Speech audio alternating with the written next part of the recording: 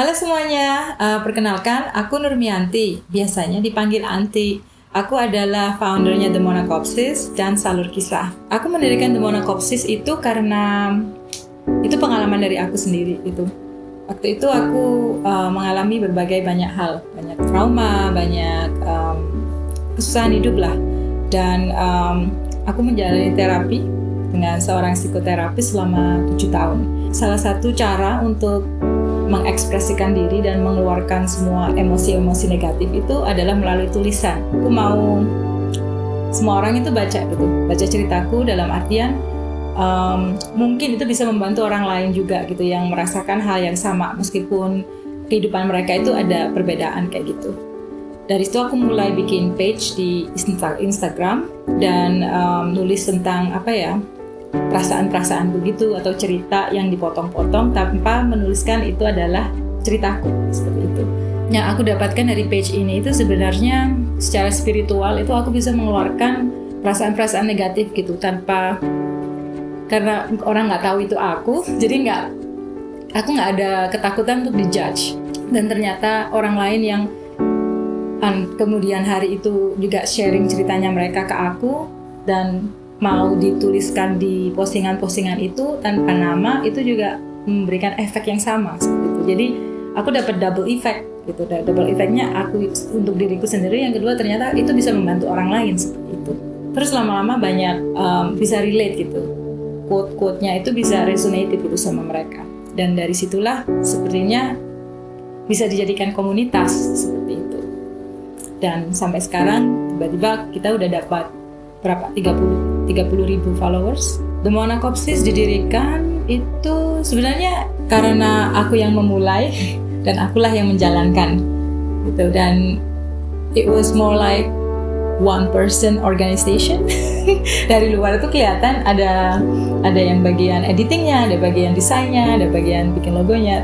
Semuanya itu sebenarnya aku sendiri yang melakukan gitu. Seiring berjalannya waktu, karena sudah banyak followernya dan itu semakin banyak yang tanya gitu lewat DM sering curhat gitu. Awalnya aku sendiri yang balesin gitu kan. Akhirnya aku butuh bantuan dalam artian pertama untuk secara organisasi menghandle page-nya itu sendiri, dan yang kedua itu yang bagian klinisnya gitu. Butuh seseorang yang punya background psikolog. Jadi itulah awalnya aku bertemu dengan Nurul itu membantu dalam segi editing, segi desainnya juga, yang template-templatenya itu juga, terus DM-nya, dan dari situ berkembanglah volunteer yang lain gitu.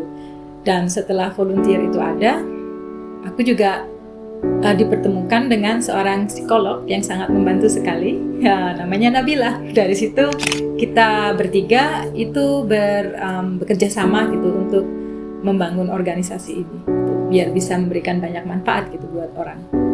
Rencana kedepannya untuk jangka panjangnya itu sekarang Nurul, Nabila, dan aku sedang menggodok sebuah program di mana program itu akan memberikan bukan konseling tapi wadah gitu untuk bercerita. Jadi awalnya kita punya Salur Kisah dan itu sebenarnya adalah percobaan dalam artian kita ingin tahu gitu impactnya itu seperti apa buat orang-orang yang ikut serta dalam program Salur Kisah.